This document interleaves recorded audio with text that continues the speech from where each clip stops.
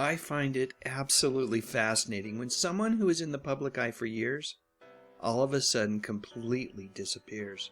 Such is the case of Dian Parkinson, perhaps the most well-known of the so-called Barker's beauties from the long-running TV show The Price is Right.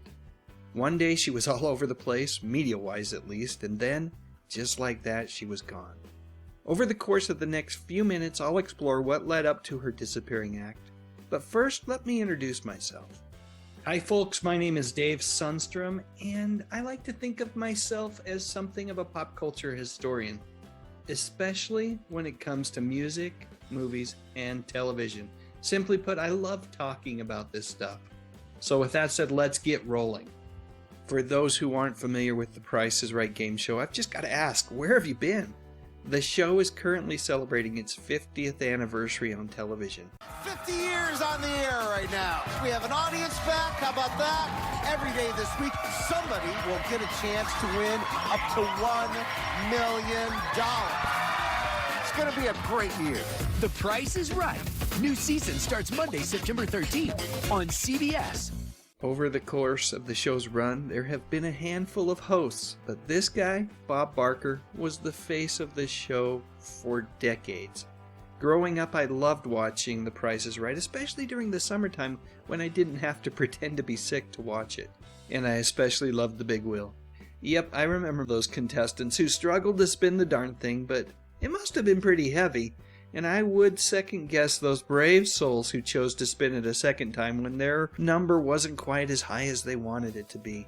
But when someone managed to get $1 on the first spin, well, I was right there celebrating with them, dancing around the room excited for the fact that they were going to be bidding on one of the prize showcases at the end of the show. And along with Bob's warm and friendly demeanor, I have to admit that the models hired by the show to accent the prizes that could be won were quite the draw for me as well. Yep, I even knew all of their names. Let's see. Going left to right, we've got Diane, Holly, and Janice. I'm sure that there were other models that came before them, but these three were the original Barker's beauties, at least for me. I know, Barker's beauties is such an outdated term, but that's what we called them back then. Alright, so now that I've shared my memories, let's get to the topic at hand. We're talking about Dian Parkinson today. For the record, she was my favorite Price is Right model. There are lots of reasons why she was my favorite, but if you're thinking that it is because Dian made the decision to pose for this magazine, well, you'd be wrong. As the cover correctly states, she was already the hottest number on The Price is Right. She didn't need the additional exposure, if you'll pardon my pun there. No, truth be told, I liked her the best because I was aware of her backstory. Just like me, Dian had been raised in a very conservative home, and quite frankly, she had to make some tough decisions early on regarding what she wanted to do with her life. You see, Dian, whose actual name is Diana Batts, knew that she wanted to be a model, but her deeply religious family, well, they had their concerns. In hindsight, maybe those concerns were a bit warranted, but still, it's hard to blame Dian for having the ambition and drive necessary to make it in the extremely competitive world of modeling and entertainment. Step one in Dian's quest for fame was to begin competing in beauty contests. When she was 21, Dian won the 1965 Miss World USA contest. She went on to represent the United States in the International Miss World contest and was first runner-up to Leslie Langley of the United Kingdom. After that contest, Dian had the pleasure of traveling with the Bob Hope USO show, which included performances in Vietnam. By the early 70s, Dian began to land lots of different modeling gigs. She was on album covers and all sorts of print advertisements.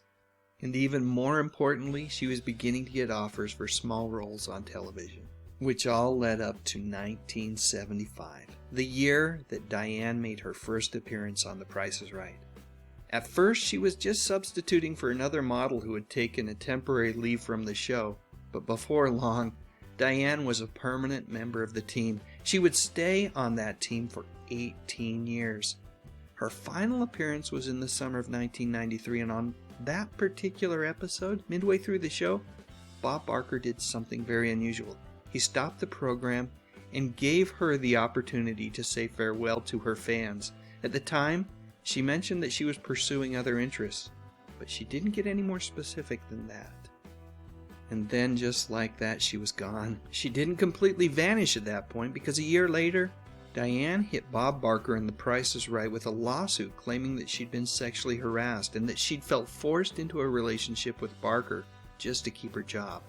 What ensued over the course of the next few months was a war of words that the tabloids, well, they all had a heyday with. A year or so later, though, Diane suddenly dropped the lawsuit. Apparently, the stress associated with everything going on was causing her health to severely decline.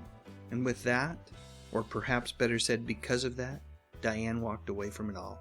I suspect that family and friends pulled her aside and helped her do one of the absolute toughest things to do if you work in the world of modeling and entertainment, which is to turn your back on the siren call of fame and fortune.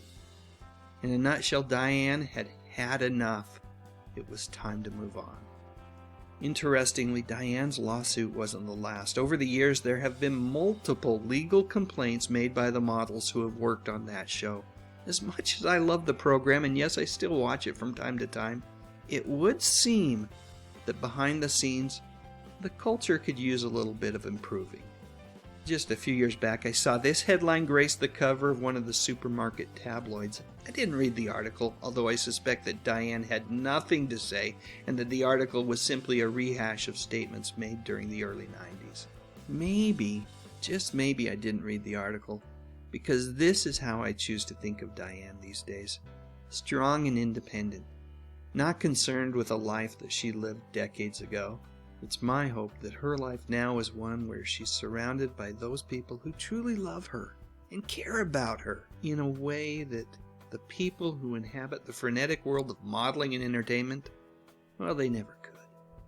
I am actually pretty darn impressed with how well Diane has completely vanished from the public eye. No Twitter, no Facebook, no social media of any type as far as I can tell. The only piece of information that is somewhat recent that I could find regarding Diane was this 2019 article about her selling her home in California. I skimmed through the pictures that accompanied the article, hoping to catch a glimpse of the woman that was a huge part of The Price is Right for almost 2 decades, but you know what? She wasn't there. And that's okay. In fact, that's the way it should be. For 18 years on The Price is Right, I've learned the secret to a good figure, a firm tummy. That's why I'm so excited about Easy Crunch. It's simpler than doing sit-ups, and you can do it by the pool, at the office, or watching TV. With 2 kids, it's hard to work out, but I find time with Easy Crunch. Easy Crunch works all 3 abdominal muscle groups. Easy Crunch's patented rocking cylinder creates a motion similar to those professional machines, and it comes complete with 5 power bands. The result? A firmer, tighter stomach without having to do one single sit-up. Call toll-free now. Call 1-800-421-2000 now. Here's a picture from the current version of The Price is Right with host Drew Carey. I think he's done a great job of picking up right where Bob Barker left off. Okay, now it's your turn. Please share your memories in the comments section, and while you're at it, if you enjoyed this video, I would appreciate it if you clicked on the little thumbs up icon and maybe even that subscribe button. I talk about music, movies, and mostly TV from the 50s, 60s, 70s, and 80s. But most importantly, and as always, thank you so much for watching.